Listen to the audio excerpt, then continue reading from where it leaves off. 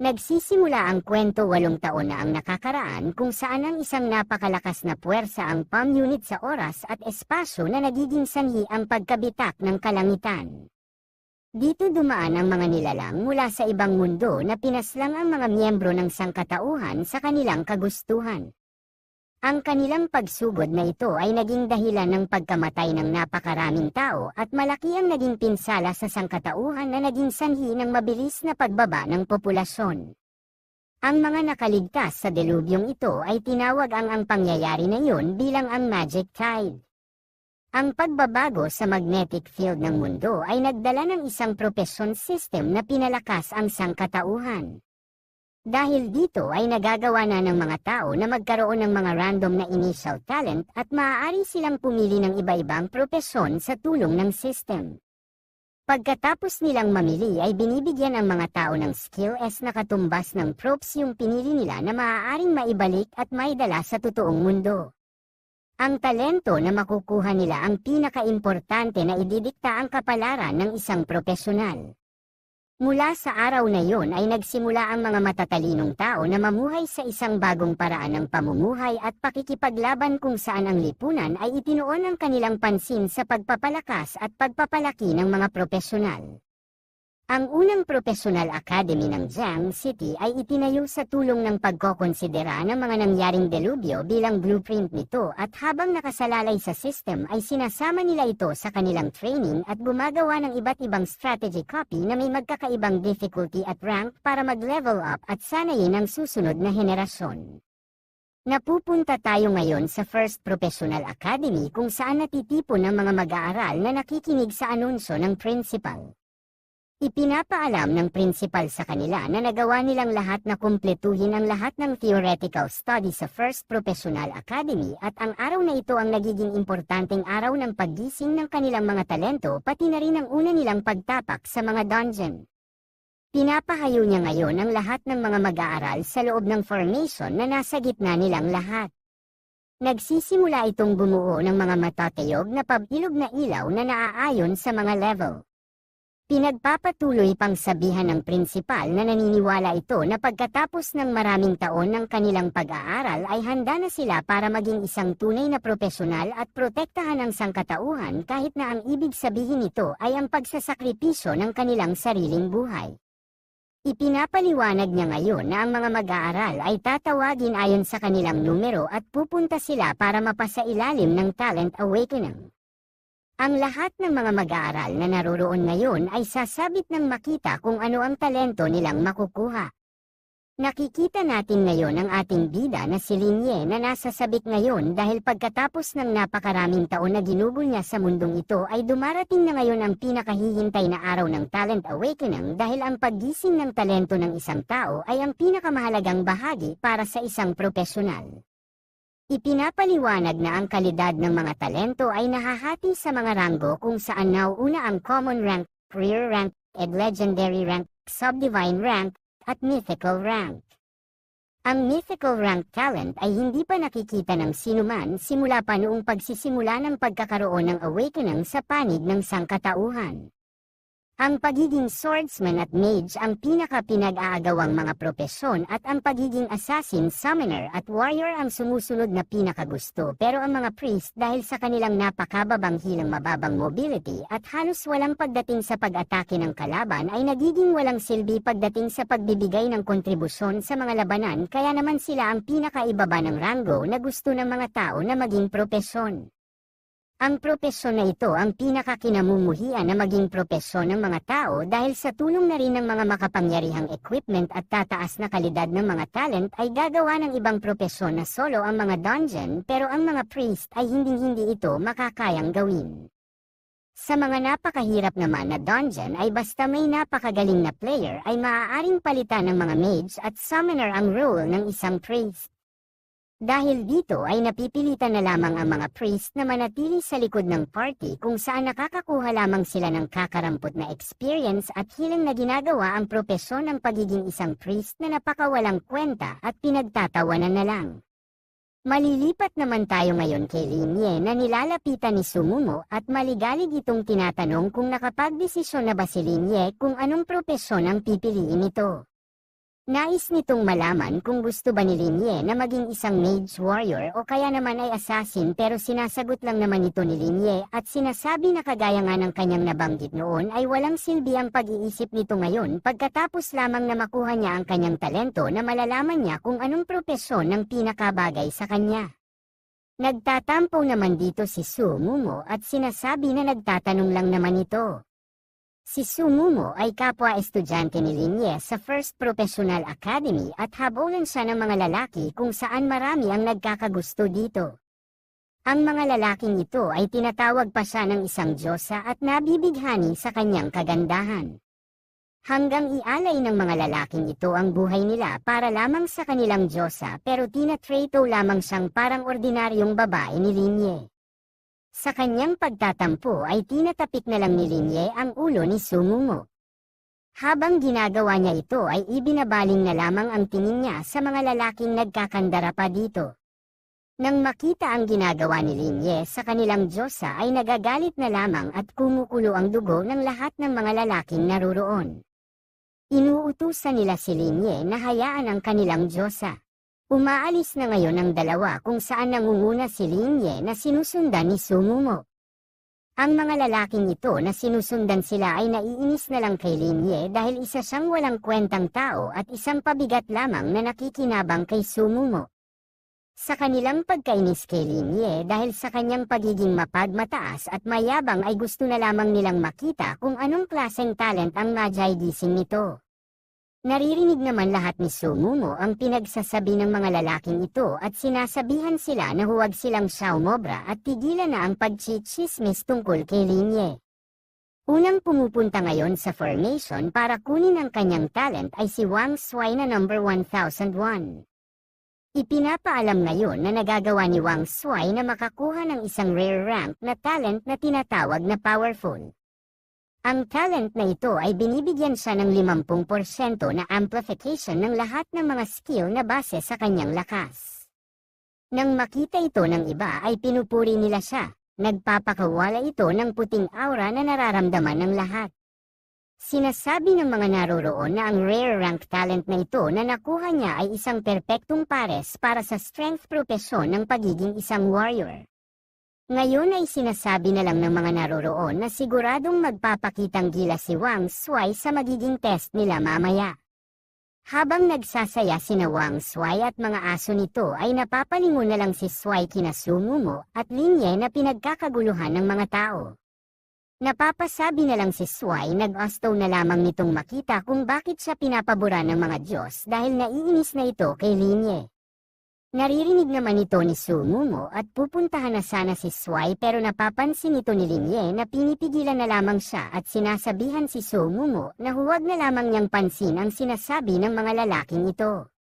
Sa sinabing ito ni Linye ay tinatanong na lamang ni Sumumo ito habang namumula kung bakit pinapabayaan niya palagi na pagsalitaan siya ng masama ng iba. Ipinapaliwanag lang naman sa kanya ni Crack na dahil ito ay sisiguraduhin niya na siya ang magiging pinakamalakas. Sapagkat sa tulong lamang ng pagkakaroon niya ng hindi mapapantay ang lakas ay matutupad niya ang kanyang pangako. Naaalala niya ngayon noong paglusob ng mga halimaw na nagkakaroon ng kaguluhan at hinahabol ng mga halimaw ang lahat ng taong masilayan nila. Kasali dito ang mga magulang ni Linye na tumatakbo para iligtas ang kanilang mga sarili.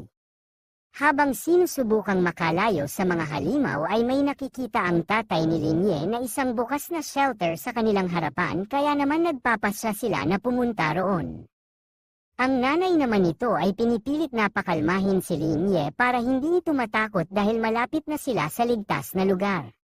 Bago pa man makarating sina Linye at ang kanyang mga magulang sa shelter ay mabilis na ngayon na tumatabi ang isang berdeng halimaw gustong kainin ang mga ito.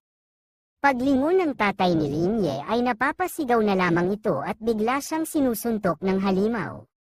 Sa pagsuntok na ito ng halimaw ay napapalipad ang kanyang ama at nabibitawan ngayon si Linye.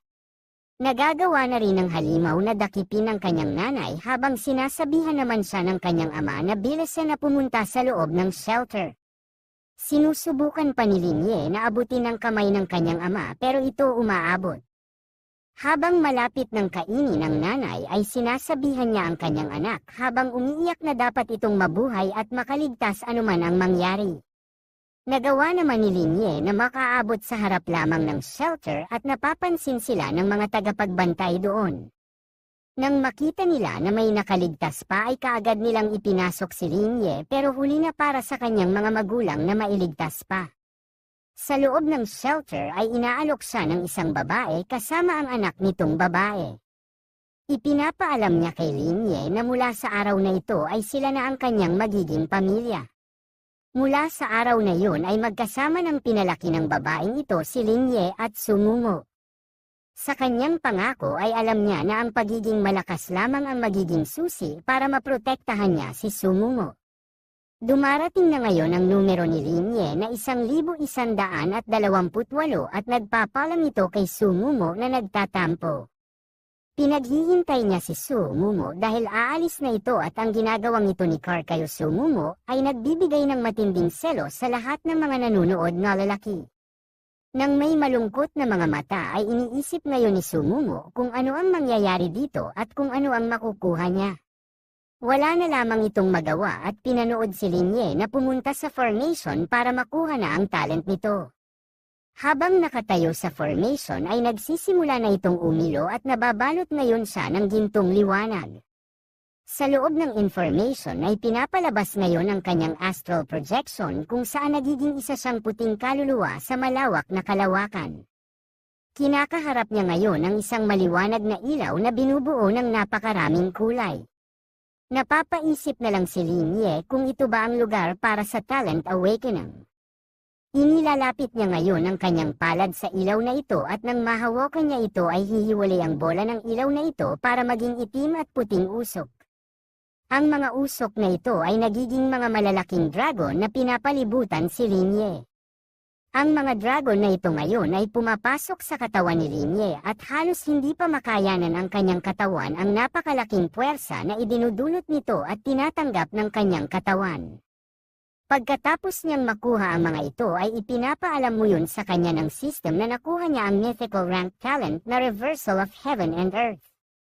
Tinatanong ngayon siya ng system kung gusto ba niyang itago ito. Nang makita ito ay alam niya na kailangan niyang itago ito dahil wala pang mythical rank talent ang nagpapakita noon kaya baka pag-initan siya. Habang tinatanggap ngayon ni Linye ang kapangyarihan ng kanyang talent ay ipinapaliwanag na ang reversal of heaven and earth na ngayon ay nasa level 1 pa lang ay may kakayahan na baliktarin at palakasin ang lahat ng kanyang skill na maaari niyang ma-activate o deactivate ayon sa kanyang kagustuhan. Kung magagawa niyang ma-upgrade pa ito sa isang mas mataas na level ay kaya pa nitong baguhin ang katangian ng mga skill. Sinusubukan ngayon ni Linye ang kapangyarihan nito at naglalagay ng parehong epekto sa kanyang mga palad. Ipinapaalam din sa kanya na ang kasalukuyang epekto ng pagpapalakas at enhancement effect nito ay pinapababa ang mana consumption ng kanyang mga skills ng 10%. Ang kasalukuyan naman na conversion effect nito ay nagagawa nitong gawing buff ang mga debuff ang mga buff.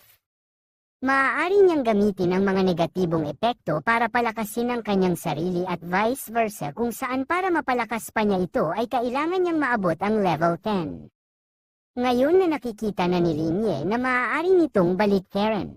Ang epekto sa kanya kasali ang gawing hilang ang pinsalang.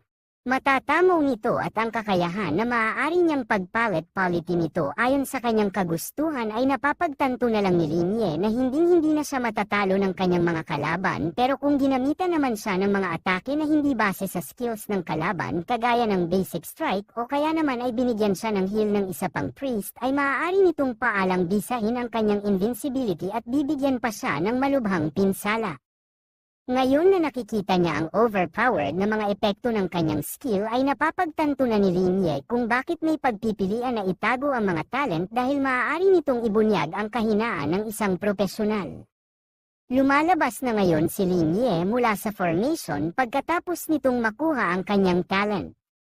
Iniaanunsyo na ngayon doon na tagumpay na makakuha ng talento si Linye pero nakatago ito at hindi ibinubunyag sa mga naroroon. Kampante na lamang siyang umaalis mula sa formation at bumabalik kay Sumungo. Maligayang tinatanong ngayon ni Sumumu si Linye kung kamusta na ito at kung anong talent ang nakuha niya, kung saan kaagad siyang pinuputol at sinasabihan na sekreto lamang ang talent na nakuha niya sa ngayon. Nagagawa na ni Wang Shuai at ng iba pa na makakuha ng kanilang propesyon at napakasama pa rin ang tingin nila kay Linye na nakikipag-usap kay Sumumu.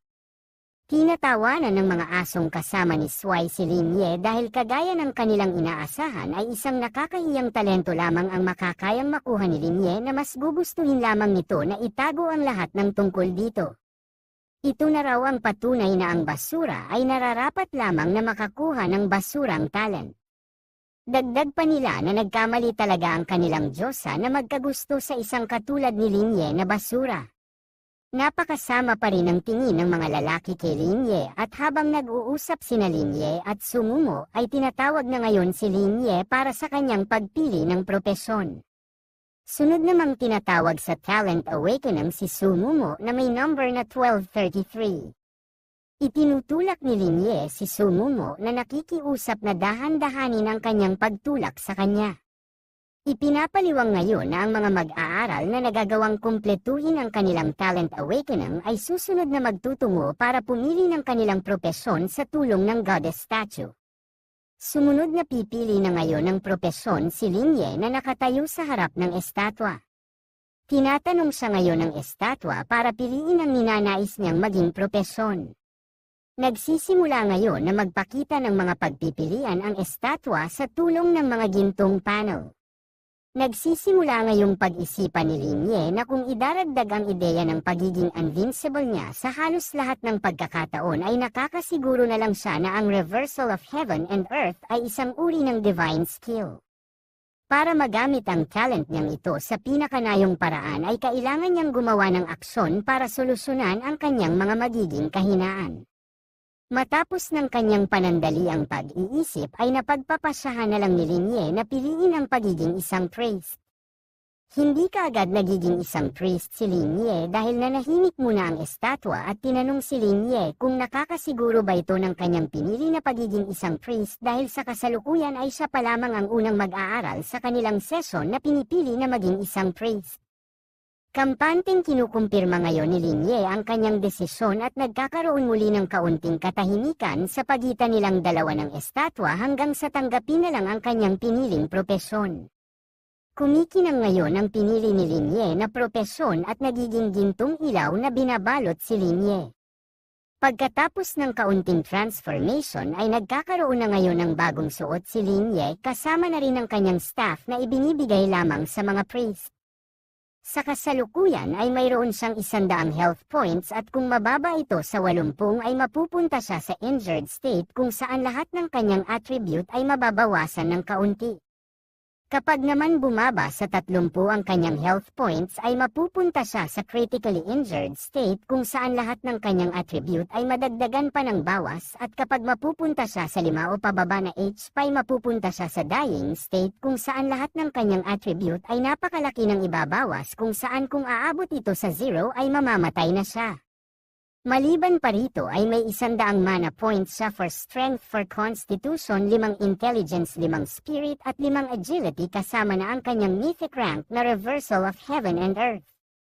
Nagpapatuloy naman ngayon na ibigay sa kanya ang kanyang mga skill at habang tinitignan ito ni Linye ay nakikita niya na mayroon siyang skill na tinatawag na healing art na isang single unit target kung saan hinahayaan siyang magpatawag ng life energy para kinang 50 HP ng target at may 5 segundo itong cooldown at nagkakahalaga ng 10 mana para gamitin.